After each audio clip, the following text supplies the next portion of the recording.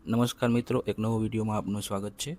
આજે આપણે જ્ઞાન સાધના પરીક્ષા જે 2026માં લેવાની તેનું પેપર ગુજરાતીનું જે છે તેનું આપણે સોલ્યુશન કરશું. પહેલો પ્રશ્ન છે અવકાશ વિજ્ઞાન, ઈસરો અને પરમાણુ વિજ્ઞાન. તેમાં જવાબ આવે છે તાંબુ, લોખંડ, એલ્યુમિનિયમ, ઝીંક આપેલ જૂથમાં જુદું શું પડે છે?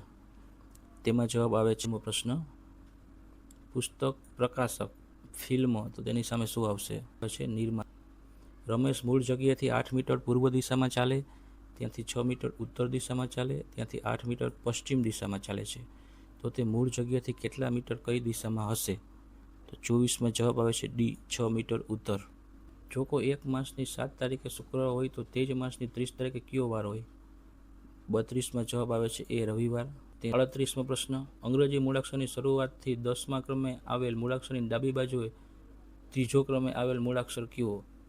તો 38માં જવાબ આવે છે બી, જી. પડછાયો કઈ દિશામાં હોય છે? જવાબ આવે છે